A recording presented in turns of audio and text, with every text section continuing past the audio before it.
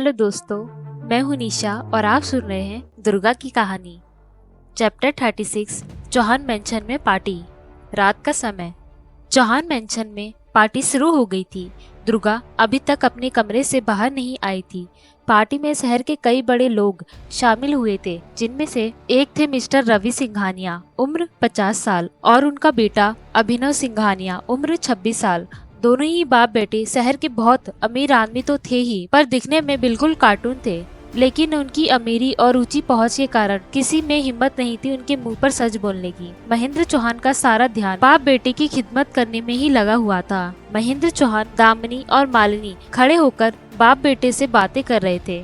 महेंद्र चौहान ने उन दोनों से कहा, मिस्टर रवि, कोई चाहे कुछ भी कहे, पर ये बात तो माननी पड़ेगी कि आपका बेटा दिखने में बिल्कुल आप पर गया है। आखिरकार ये इतना हैंडसम जो दिखता है, इतना हैंडसम बेटा तो सिर्फ आपका ही हो सकता है। इससे भी बड़ी बात यह है कि जितना हैंडसम है उतना ही टैलेंटेड भी है। आजकल के जमाने में अक्ल और शक्ल का ऐसा खूबसूरत कॉम्बिनेशन बहुत कम देखने को मिलता है। आपके बेटे को देखकर लड़कियां तो क्या, आसमान की अप्सराएं भी उसकी तरफ अट्रैक्ट हो जाएं। रवि सिंघानिया ने खुश होते हुए कहा, हाँ भाई, हैंडसम होगा भी क्यों नहीं, आखिर बेटा किसका है?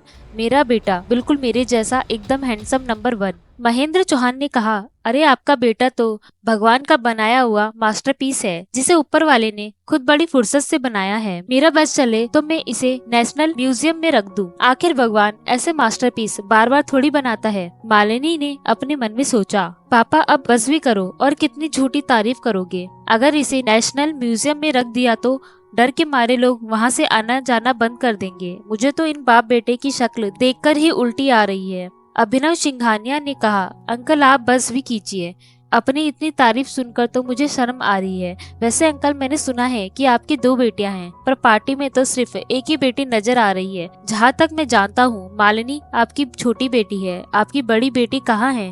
वो इस पार्टी का हिस्सा क्यों नहीं बनी, या फिर वो घर पर नहीं है? तभी दुर्गा ने सीढ़ियों से नीचे आते हुए कहा, ऐसा कैसे हो सकता है कि मेरे पापा ने इतनी बड़ी पार्टी रखी है और मैं घर पर ही ना हूँ। आप सबको इंतजार कराने के लिए माफी चाहती हूँ। अब घर में इतने इम्पोर्टेंट गेस्ट आए हैं तो घर की बेटियां तो तैयार होने में वक्त लगाएंगी ही। ये सुनकर सभी लोगों ने दुर्गा की तरफ देखा। दुर्गा ने एक सिल्वर कलर का गाउन पहन रखा था, जो ऊपर से पूरी तरह से ऑफ शोल्डर था और नीचे से काफी लॉन्ग था। उसने गले में एक नेकलेस और हाथों में मैचिंग ब्रेसलेट पहना था। दुर्गा अपने इस लुक में बहुत ज्यादा खूबसूरत लग रही थी। अभिनव और रवि का तो हैरानी से मुंह खुला का खुला रह गया। रवि अपनी हैरानी से बोला, oh my god, she is so beautiful. Ravi ने भी हैरानी से कहा, डैड, चौहान फैमिली की बड़ी बेटी तो किसी परी से भी ज्यादा खूबसूरत है। मुझे तो यकीन नहीं हो रहा है कि वो भी हमारी तरह इंसान ही है। इसे देखकर तो लगता है कि जो अफवाहें उड़ रही है वो बिल्कुल सच है। दुर्गा चौहान वाकई पहले जैसी बेवकूफ नहीं रही, बल्कि पूरी तरह से बदल गई है। ये सुनकर मालिनी ने गुस्से में सोचा, अगेन इट्स हैपनिंग अगेन। बार बार एक ही चीज क्यों हो रही है मेरे साथ? सबका ध्यान मुझ पर होता है, लेकिन जैसे ही दुर्गा बीच में आ जाती है सब कुछ खराब हो जाता है। ऑब्वियस सी बात है, मैं दुर्गा से ज्यादा खूबसूरत हूँ, पर फिर भी उसे देखने के बाद सब लोग सिर्फ उसी की तारीफ करते हैं। मुझे तो जैसे देखना ही छोड़ देते हैं। मैं भी तो इतनी खूबसूरत हूँ, पर फिर सब लोग सिर्फ उसकी तारीफ क्यों करते हैं? बस बहुत हुआ, अब और नहीं। मालिनी ने अपने चेहरे के एक्सप्रेशन बदले और बहुत मुस्कुराते हुए दुर्गा के पास जाकर बोली, दुर्गा दीदी, फाइनली आप यहाँ आ गई। कितनी देर लगा दी आपने, हम सब कब से आपका इंतजार कर रहे थे। मुझे तो आपके बिना पार्टी में मजा ही नहीं आ रहा था। मालिनी ने अपने मन में कहा, अपने गुस्से पर काबू रखो मालिनी, बस कुछ देर की बात है और फिर ये दुर्गा सारी दुनिया के सामने इतनी शर्मिंदा होगी कि तारीफ करना तो दूर की बात है, कभी कोई इसकी तरफ पलट कर देखेगा भी नहीं। तभी मालिनी का ध्यान दुर्गा की लिपस्टिक पर गया और उसने सोचा, ओ शिट, इसने तो वो लिपस्टिक लगाई ही नहीं जो मैंने दी थी। लेकिन क्यों? अगर इसने वो लिपस्टिक नहीं लगाई तो मेरा सारा प्लान खराब हो जाएगा। मालिनी ने मुस्कुराकर कहा, दुर्गा दीदी, आपने वो लिपस्टिक क्यों नहीं लगाई जो मॉम हम लोगों के लिए लेकर आई थी? मैंने आपके कमरे में भिजवाई थी, आपको मिली नहीं क्या? देखिए, मैंने भी वही लिपस्टिक लगाई है। हम दोनों बहनें एक जैसी लिपस्टिक लगाएंगे तो सचमुच बहने लगेंगे। दुर्गा ने मुस्कुरा के कहा, ओ रियली? दरअसल मुझे डर था कि कहीं हम दोनों ने एक जैसी लिपस्टिक लगाई तो तुम अपनी शाइन ना खो दो, क्योंकि मुझ पर तो हर चीज अच्छी लगती है, पर तुम्हारे साथ तो ऐसा नहीं है ना। ये सुनकर मालिनी को गुस्सा तो बहुत आया, पर वो अपने गुस्से को दबाते हुए मुस्कुराकर बोली, मैं जानती हूँ दीदी, आप मजाक कर रही हो। मुझे लगता है कि आप अभी तक पुरानी बातों को दिल पर लगाकर बैठी हो। आपने शायद अभी तक मुझे माफ नहीं किया है, इसलिए शायद आपने वो लिपस्टिक एक्सेप्ट नहीं की। दुर्गा ने एक शैतानी मुस्कान के साथ कहा, नहीं मालिनी, मैं कभी किसी की बातों को दिल से लगाकर नहीं बैठती, क्योंकि वो हर बात का मैं ऑन द स्पॉट रिवेंज लेती हूँ, और आजकल ये बात तुमसे ज्यादा अच्छी तरह और कौन जानता है। ये सुनकर मालिनी का चेहरा तो जैसे सफेद पड़ गया। चैप्टर 37 मालिनी का ड्रामा। दुर्गा ने मुस्कुराकर मालिनी से कहा, रिलैक्स मालिनी, घबराओ मत, मैं सिर्फ मजाक कर रही हूँ। दरअसल मुझे यकीन नहीं हो रहा था कि तुम सचमुच मेरी जैसी सेम लिपस्टिक लगाओगी, या फिर वाकई तुम्हारे पास ऐसी ही सेम लिपस्टिक है। मुझे लगा कि कहीं तुमने अपने पछतावे में आकर मुझे कोई कीमती लिपस्टिक तो नहीं दे दी। तुम्हारे पास दूसरी है भी या नहीं? मैं तुमसे तुम्हारी कोई भी प्यारी चीज छीनना नहीं चाहती ना, इसलिए मैंने सोचा कि क्यों ना हम दोनों एक साथ एक दूसरे के सामने ये लिपस्टिक लगाएं। देखो, इसलिए मैं लिपस्टिक अपने साथ लेकर आई हूँ। अब तुम अपनी वाली लिपस्टिक निकालो और मुझे दिखाओ। ये कहकर दुर्गा ने लिपस्टिक मालिनी को दिखाई। मालिनी ने मुस्कुराकर कहा, ओके दीदी, मुझे मंजूर है, हम यहाँ पर लिपस्टिक लगा लेते हैं। ये कहकर मालिनी ने अपने पर्स से वो लिपस्टिक निकाली। मालिनी ने लिपस्टिक निकालते ही दुर्गा ने लिपस्टिक को मालिनी के हाथ से ले लिया और उसे देखते हुए बोली, वाह मालिनी, तुम्हारी बात तो बिल्कुल सच निकली, ये तो वाकई एकदम सेम है। ये कहते हुए दुर्गा ने वो दोनों लिपस्टिक अपने हाथ से गिरा दी और नीचे झुककर जल्दी से उन्हें उठाते हुए बोली, ओह आई एम सो सॉरी, मुझसे ये गलती से गिर गई। दुर्गा ने बहुत चालाकी से दोनों लिपस्टिक आपस में बदल दी और ड्रग्स वाली लिपस्टिक मालिनी को दे दी और अच्छी वाली खुद ले ली। दुर्गा ने मालिनी के सामने वो लिपस्टिक लगाते हुए कहा, वैसे तो मुझे ये लिपस्टिक जरा भी पसंद नहीं आई, पर फिर भी तुम्हारी खुशी के लिए मैं इसे लगा लेती हूँ। तुम्हारा टेस्ट बहुत खराब है मालिनी, थोड़ा सुधार कर लो खुद में। मैंने लगा ली, अब तुम भी लगाओ। ये कहते हुए दुर्गा ने लिपस्टिक लगा ली। मालिनी ने वो लिपस्टिक लगाते हुए अपने मन में सोचा, लगता है हम सबकी गलतफहमी थी कि दुर्गा बदल गई है। मुझे तो वो दुर्गा आज भी वही बेवकूफ लड़की लग रही है जो आसानी से किसी की भी बातों में आ जाती थी। दुर्गा, तुम्हें जितना इतराना है इतरा लो, क्योंकि बहुत जल्द तुम सारी दुनिया के सामने शर्मिंदा होने वाली हो। मालिनी ने मुस्कुराकर दुर्गा का बाजू पकड़ते हुए कहा, दीदी ये लिपस्टिक आप पर बहुत खूबसूरत लग रही है। अब मैंने भी यही लिपस्टिक लगा ली है। अब हम दोनों वाकई सगी बहनें लग रहे हैं। आज आपने मुझे माफ करके हमारे बीच की ये सौतेलेपन वाली दीवार भी गिरा दी। दुर्गा ने शैतानी मुस्कान के साथ कहा, हाँ हम लग तो रहे हैं, लेकिन फिर भी तुम सावधान रहना, क्योंकि हम दोनों चाहे जैसे भी लगे पर है तो आखिरकार सौतेले ही, और ये सौतेलापन इतनी आसानी से खत्म नहीं होगा। मालिनी ने हैरानी से पूछा, आप कहना क्या चाहती हैं? दुर्गा कुछ कहती उससे पहले ही दामिनी वहाँ आकर उन दोनों को अपने साथ ले जाते हुए बोली, मेरी दोनों बेटियां आज परी लग रही हैं। चलो अब यहाँ खड़ी मत रहो, बल्कि आकर मेहमानों से मिलो। दामिनी उन दोनों को रवि सिंघानिया और अभिनव सिंघानिया के पास लेकर आई।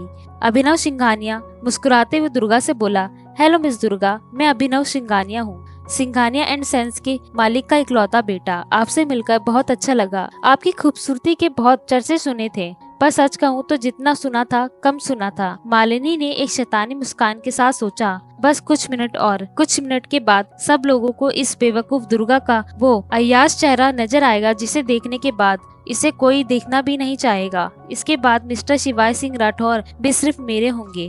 तभी अभिनव ने मालिनी से कहा, हे मालिनी, क्या हुआ? तुम्हारा चेहरा कुछ अजीब सा लग रहा है, तुम ठीक तो हो ना? मालिनी ने अपने मन में सोचा, ये अचानक क्या हो रहा है? सब कुछ इतना अजीब क्यों लग रहा है? मुझे सब कुछ इतना धुंधला धुंधला क्यों दिखाई दे रहा है? मेरा दिमाग ठीक से काम क्यों नहीं कर रहा? मेरा सिर क्यों घूम रहा है इतना? बहुत गर्मी लग रही है। I am feeling so hot. Malini का चेहरा लाल पड़ने लगा था। अभिनव ने मालिनी के सामने जाकर पूछा, मालिनी तुम मुझे ठीक नहीं लग रही हो, सब कुछ ठीक तो? अभिनव इतना ही कह पाया था कि तभी मालिनी एक जंगली बिल्ली की तरह उसके ऊपर झपट पड़ी और उसके होठों को अपने होठों में ले लिया और पागलों की तरह उसे किस करने लगी। अभिनव मालिनी को दूर करने की कोशिश कर रहा था, पर वो बहुत वाइल्ड बिहेव कर रही थी। सब लोग ये देखकर हैरान रह गए थे। अभिनव ने बहुत मुश्किल से मालिनी का मुंह खुद से दूर करके अपने बॉडीगार्ड से कहा, तुम लोग बेवकूफ की तरह वहाँ खड़े होकर क्या कर रहे हो? अब क्या मेरी इज्जत लूटने के बाद ही आओगे? जल्दी से यहाँ आओ और इस लड़की को पकड़कर मुझसे अलग करो, वरना आज ये मेरी इज्जत लूट लेगी। अभिनव की बात सुनकर उसके 4 बॉडीगार्ड वहाँ आए और मालिनी को जबरदस्ती खींचकर अभिनव से अलग करने की कोशिश करने लगे, पर मालिनी अभिनव को और ज्यादा कस के पकड़ लिया और अपने दोनों पैर अभिनव के कमर के चारों तरफ लिपटा दिए। एक बॉडीगार्ड ने जबरदस्ती खींचकर मालिनी को अलग तो कर दिया, पर फिर मालिनी डार्लिंग बोलते हुए उस बॉडीगार्ड से लिपट गई। अब मालिनी ने उस बॉडीगार्ड के गले में हाथ डाल दिए और अपने दोनों पैर उसकी कमर पर लपेटकर उस पर चढ़ गई और उसके चेहरे पर किस करने लगी। मालिनी उसे किस करते हुए बोली, बेबी मुझे बहुत हॉट एंड अनकंफर्टेबल फील हो रहा है, प्लीज तुम मुझे हक करके किस करो ना, इसके बाद मैं बिल्कुल ठीक हो जाऊंगी। बॉडीगार्ड मालिनी को खुद से अलग करने की कोशिश करने लगा पर नाकामयाब रहा। अब वो रोनी शक्ल बनाकर चिल्लाते हुए बोला, ओह माय गॉड, मुझे गंदा लग रहा है, प्लीज कोई आओ और मुझे बचाओ इससे। ये देखकर लोग मालिनी के बारे में उल्टी सिल्टी बातें करने लगे। छी, ये मालिनी चौहान तो बहुत ही घटिया और अय्याश लड़की निकली। ये पागल तो नहीं हो गई है ना, जिस भी आदमी को देख रही है उसी पर लिपट कर किस करने लगती है। वो कहते हैं ना, बड़ी दुकान फीके पकवान, ऐसे ही लोगों के लिए कहते हैं। मिस्टर सिंघानिया को किस करने तक तो फिर भी ठीक था, लेकिन ये तो उनके बॉडीगार्ड को भी किस कर रही है। थोड़ी देर पहले ये इतनी प्योर एंड नोबल बनने की नाटक कर रही थी, लेकिन सोचा नहीं था कि इतनी जल्दी अपने असली रंग दिखा देगी। ये सब सुनकर महेंद्र चौहान को बहुत गुस्सा आने लगा। चैप्टर 38 मालिनी का आखिरी मौका। चौहान मेंशन। मालिनी अभी भी बॉडीगार्ड से चिपकी हुई थी। महेंद्र चौहान को मालिनी की हरकतें देखकर और लोगों की बातें सुनकर बहुत गुस्सा आने लगा था। महेंद्र चौहान गुस्से में मालिनी की तरफ बढ़ा और उसे बॉडीगार्ड से अलग करने की कोशिश करते हुए बोला, मालिनी ये क्या बदतमीजी है, ये सब क्या कर रही हो तुम? तुम्हें शर्म आती भी है या नहीं? छोड़ो उसे। महेंद्र चौहान ने मालिनी को बॉडीगार्ड से अलग कर दिया, लेकिन अब वो महेंद्र चौहान पर झपट पड़ी। महेंद्र चौहान ने गुस्से में कहा, मालिनी ये क्या कर रही हो? मैं तुम्हारा बाप हूँ, क्या रिश्ते नाते भी भूल गई हो तुम? मालिनी अभी भी महेंद्र चौहान से लिपटी हुई थी और उसे किस करने की कोशिश कर रही थी, पर महेंद्र चौहान ने उसे कुछ करने से पहले ही मालिनी को दूर करके एक जोरदार थप्पड़ मारा। महेंद्र चौहान के एक ही थप्पड़ से मालिनी बेहोश होकर जमीन पर गिर पड़ी। महेंद्र चौहान ने गुस्से में दामिनी से कहा, दामिनी ये सब क्या हो रहा है? तुम्हारी बेटी ऐसे अचानक पब्लिक के सामने ये पागलपन क्यों कर रही है? इस लड़की को हमारी इज्जत का कोई ख्याल है या नहीं? दामिनी ने अपने मन में सोचा, ये सब क्या हो रहा है? ये सारी हरकतें तो दुर्गा को करनी चाहिए थी, तो फिर मालिनी क्यों कर रही है? इसकी हरकतों से इतना तो तय है कि ये ड्रग्स के नशे में है, पर मालिनी को ड्रग्स किसने दिया और दुर्गा कहाँ है? ये सब सोचते हुए दामिनी इधर उधर नजर दौड़ाकर दुर्गा को ढूंढने लगी। जब दामिनी की नजर फर्स्ट फ्लोर पर गई तो उसने देखा कि दुर्गा फर्स्ट फ्लोर के कॉरिडोर में खड़ी उसे ही देख रही थी। दुर्गा के चेहरे पर एक शैतानी स्माइल थी। दुर्गा की स्माइल देखकर दामिनी समझ गई कि ये सब दुर्गा ने ही किया है। कुछ घंटे बाद मालिनी का कमरा। मालिनी का नशा अब खत्म हो चुका था। मालिनी को पूरी तरह से याद आ गया था कि उसने नशे में क्या हरकत की है। मालिनी दामिनी से लिपटकर रो रही थी। मालिनी रोते हुए बोली, मॉम मैं बर्बाद हो गई, सब खत्म हो गया, सारी दुनिया के सामने मेरी इमेज बर्बाद हो गई, मैं दुनिया को अपना मुंह दिखाने लायक नहीं बची। अब मैं कॉलेज कैसे जाऊंगी? मैं कभी दोबारा किसी भी पार्टी वगैरह में नहीं जा सकती। सब कुछ खत्म हो गया, बर्बाद हो गया। दामिनी ने अपने मन में सोचा, मैंने अपनी सारी जिंदगी महेंद्र चौहान जैसे आदमी के साथ ये सोचकर बिता दी कि इससे मेरी बेटी को एक अच्छी जिंदगी मिलेगी और वो एक अमीर घर में शादी कर पाएगी। मैंने हमेशा यही चाहा कि मेरी बेटी शानो शौकत भरी जिंदगी जी सके, लेकिन अब मालिनी की इमेज बर्बाद हो चुकी है। अब इन हालातों में मैं तो मालिनी की शादी होना ही नामुमकिन लगता है। अब कोई अमीर परिवार इसे एक्सेप्ट नहीं करेगा। तभी एक नौकर ने आकर कहा, दामिनी मैडम नीचे मिस्टर मिहिर फिर से आए हैं, क्या आज भी हमें उन्हें पहले की तरह धक्के मारकर बाहर निकाल देना है? दामिनी ने मिहिर का नाम सुनकर सोचा, मिहिर ये तो वही बेवकूफ है जिसे मालिनी ने धोखा दिया और वो फिर भी मालिनी के साथ लॉयल बना रहा। इससे अच्छा बैकअप मालिनी के लिए हो ही नहीं सकता। दामिनी ने नौकर से कहा, नहीं ऐसा कुछ मत करना, नीचे जाओ और इसे इज्जत से हॉल में बैठाओ। मालिनी ने अपने आंसू पोंछकर हैरानी से पूछा, मॉम ये क्या कर रही हो आप उस मिहिर को इज्जत से बिठाने के लिए क्यों कह रही हो? दामिनी ने मालिनी के चेहरे को अपने हाथ में लेकर कहा, क्योंकि बेटा अब हमारे पास और कोई दूसरा रास्ता नहीं है। बेटा, माना कि मिहिर शिवाय सिंह राठौर जितना अमीर नहीं है, पर फिर भी उसके परिवार की समाज में इज्जत तो है। अभी भी अगर तुम मिहिर से शादी कर लो तो कम से कम ये दुनिया तुम्हें इज्जत की नजरों से तो देखेगी। मालिनी, मेरी बात समझने की कोशिश करो। अब तुम पहले जैसी नहीं रही। किसी बड़े और अमीर परिवार में शादी करने का सपना भूल जाओ। अब तो तुम इज्जत से जी सको, यही बहुत बड़ी बात होगी। समाज में सर उठाकर जीने का बस यही एक रास्ता बचा है अब हमारे पास। जाओ और जाके माहिर से बात करो। हॉल। माहिर हॉल के सोफे पर बैठा हुआ था। उसके हाथ में एक बुके था और वो बहुत नर्वस लग रहा था। मालिनी सीढ़ियों से दौड़ते हुए नीचे आई और आकर माहिर से लिपटकर रोते हुए बोली, ओ माहिर, तुम कहाँ रह गए थे? इतने दिन से तुम मुझसे मिलने क्यों नहीं आए? तुम नहीं जानते मैंने तुम्हें कितना मिस किया। तुम्हें मेरी याद नहीं आती क्या? माहिर हैरानी और घबराहट से बोला, आप मालिनी, ये क्या कर रही हो तुम? दूर हटो मुझसे, पागल हो गई हो क्या? मालिनी ने रोते हुए कहा, माहिर, तुम यहाँ नहीं थे ना, तो सब लोगों ने मुझे बहुत परेशान किया। अब मुझसे और नहीं सहा जाता।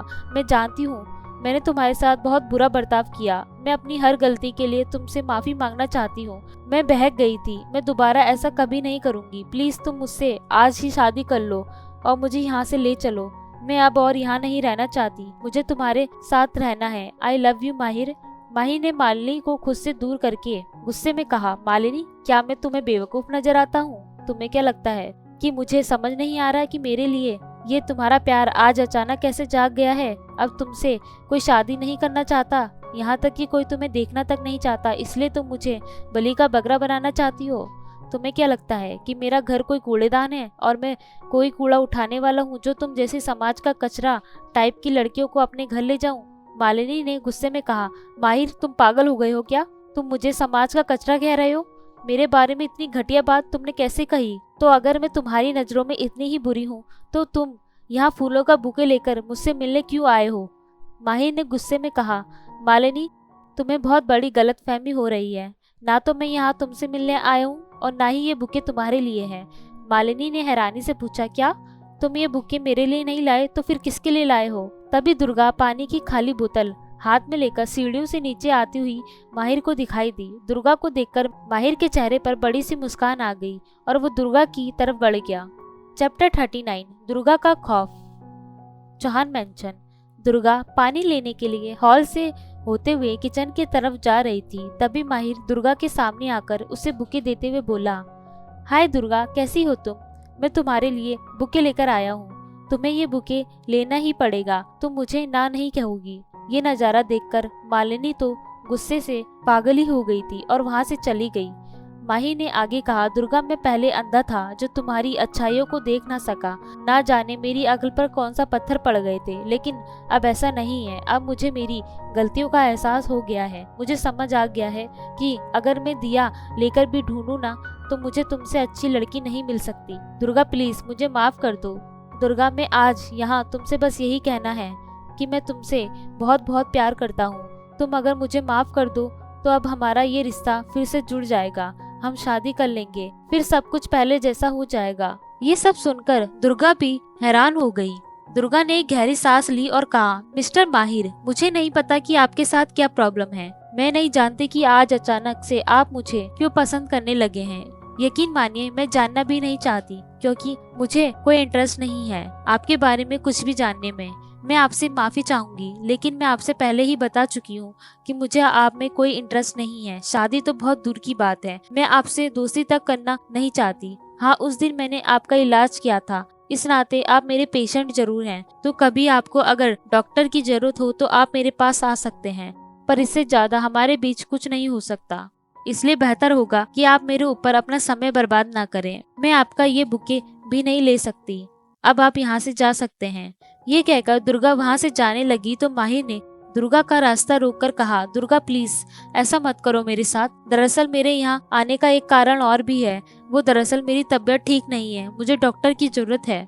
दुर्गा ने कहा, तुम्हें डॉक्टर की जरूरत है? ठीक है, चलो देख लेती हूँ तुम्हें क्या हुआ है। ये कहकर दुर्गा ने माहिर को लिविंग रूम में सोफे पर बैठाया और खुद अपनी डॉक्टर वाली कुछ जरूरी चीजें लेकर उसके बगल में सोफे पर बैठ गई। दुर्गा ने माहिर की पल्स चेक की और कहा, मुझे तो तुम्हारे संग कुछ भी प्रॉब्लम नहीं लग रही है। मेरे हिसाब से तो तुम बिल्कुल ठीक हो। तुम ही बता दो तुम्हारे साथ क्या हो रहा है और क्या परेशानी हो रही है तुम्हें। माहिर ने दुर्गा को देखते हुए कहा, मुझे नींद नहीं आती है। सोने के लिए आंखें बंद करता हूँ तो तुम नजर आने लगती हो। सारी सारी रात बस तुम्हारे बारे में ही सोचता रहता हूँ। तुम्हारे बारे में सोचते सोचते रात कहाँ निकल जाती है पता ही नहीं चलता। ये सब सुनकर दुर्गा ने अपना गुस्सा काबू करते हुए सोचा, समीरा उफ सॉरी दुर्गा, शांत रहो।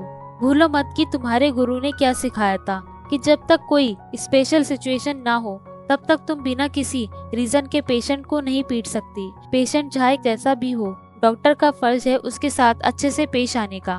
दुर्गा ने मुस्कुराकर माहिर से कहा, ठीक है मैं समझ गई, तुम्हें इंसोम्निया की प्रॉब्लम है, तुम फिक्र मत करो, मैं अभी दवाइयाँ लिख देती हूँ। ये कहकर दुर्गा ने दवाइयों का पर्चा बनाना शुरू किया और उसमें सबसे ज्यादा कड़वी दवाइयों के नाम लिख दिए। उसे माहिर के मुंह पर मारते हुए बोली, ये पर्चा पकड़ो और किसी भी आयुर्वेद या ट्रेडिशनल दवाइयों की फार्मेसी से ये दवाइयाँ खरीद लो। माहिर ने रोनी सी शक्ल बनाकर कहा, बस इतना ही? मैं तो परेशान हूँ दुर्गा, मेरे दिल में बहुत दर्द है। तुम्हें मिस करके मेरे दिल में दर्द होने लगा है। क्या इन दवाइयों के अलावा और कोई ट्रीटमेंट नहीं है? दुर्गा ने एक शैतानी हंसी के साथ कुछ बड़े बड़े इंजेक्शन निकालते हुए कहा, तुम्हारे दिल में बहुत दर्द है ना? तुम्हारे जैसे पेशेंट के दर्द को ठीक करने के लिए मेरे पास कुछ स्पेशल 40 मीटर लंबी नीडल ट्यूब के इंजेक्शन हैं।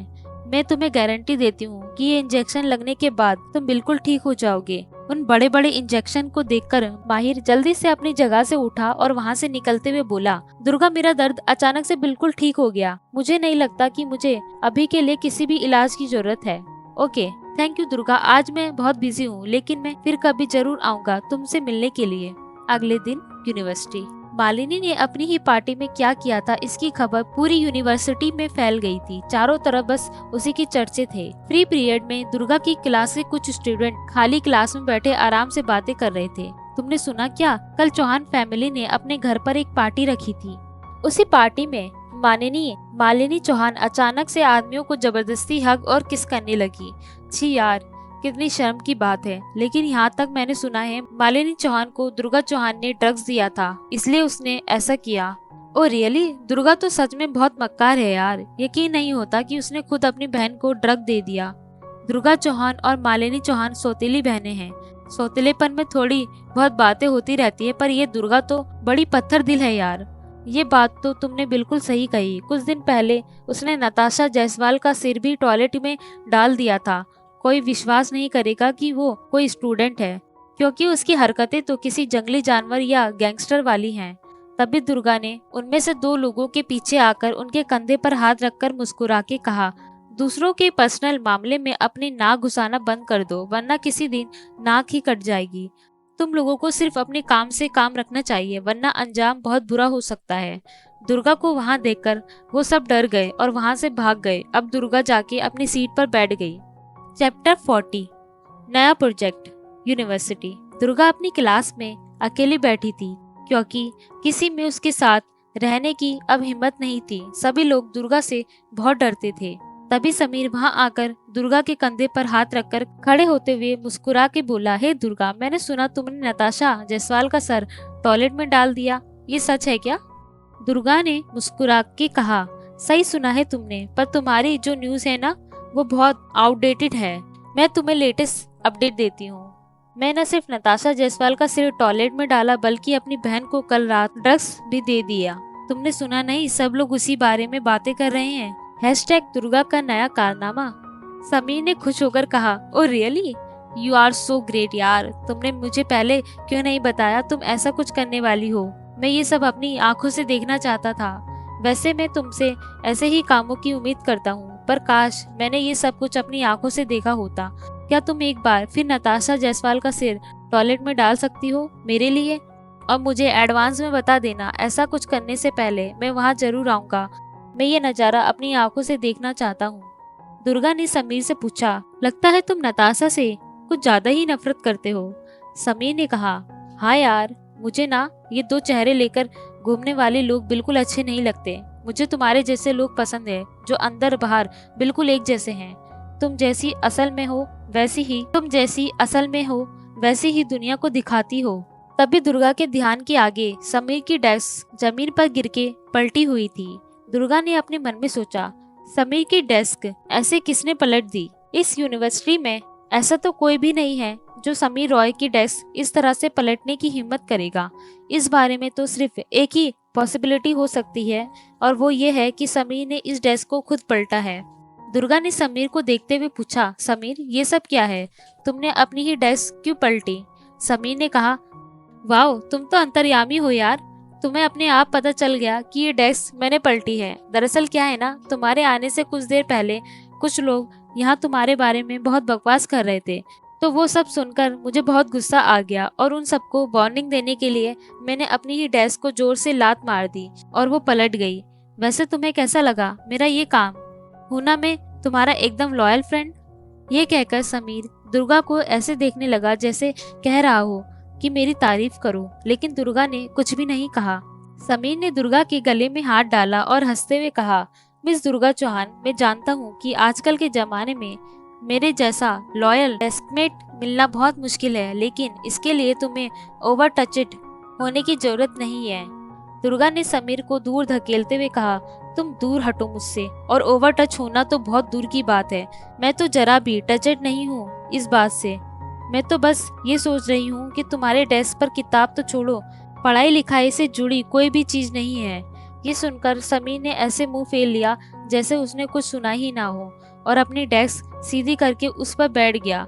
कुछ देर बाद फ्री पीरियड खत्म हुआ और सभी स्टूडेंट क्लास में वापस आ गए। टीचर ने क्लास में आकर सभी स्टूडेंट को देखकर कहा, स्टूडेंट, आज मैं एक जरूरी अनाउंसमेंट करना चाहता हूँ। आप सबका इस सेमेस्टर का सोशल होमवर्क डिसाइड हो गया है। होमवर्क बताने से पहले मैं आप सबको ये बता देना चाहता हूँ कि हमारी यूनिवर्सिटी स्टूडेंट की पढ़ाई के साथ साथ उनकी सोशल पर्सनैलिटी और कनेक्शन पर भी बहुत ध्यान देती है, या फिर ये कहे कि पढ़ाई से ज़्यादा इन चीज़ों पर ध्यान दिया जाता है। इसी बात को ध्यान में रखते हुए हमारी यूनिवर्सिटी सभी स्टूडेंट को हर सेमेस्टर में सोशल होमवर्क देती है। वैसे तो हम सभी जानते हैं कि सोशल होमवर्क में क्या होता है, पर फिर भी मैं आप सबको बता देना चाहता हूँ। इस सोशल होमवर्क में पूरी यूनिवर्सिटी में से कुछ स्टूडेंट के साथ आप सबका ग्रुप बनाया जाएगा। सबसे पहले आप सबको अपना एक रिसर्च टॉपिक ढूंढना है। उसके बाद एक वेल नोन कंपनी ढूंढकर उसमें कुछ सर्वे एंड इंटरव्यू करने होंगे। लास्ट में आपको अपने पूरे प्रोजेक्ट की एक फाइल रिपोर्ट बनाकर सबमिट करनी होगी, और इस बीच आपको ज़्यादा से ज़्यादा अपना नेटवर्क बनाने और बढ़ाने की कोशिश करनी होगी। अभी मैं आप सबको एक एक फॉर्म दे रहा हूँ। इस फॉर्म में आप सब लोग अपनी अपनी पसंद की कंपनी का नाम भर दे। उसके बाद सेम इंटरेस्ट के अकॉर्डिंग आप सबके ग्रुप बना दिए जाएंगे और उन सब के साथ आपको अपना काम शुरू करना होगा। फॉर्म को देखकर दुर्गा ने अपने मन में सोचा, अगर पॉपुलैरिटी एंड इन्फ्लुएंसर की बात की जाए तो मेरे दिमाग में जो सबसे पहला नाम आया वो शिवाय सिंह राठौर का है।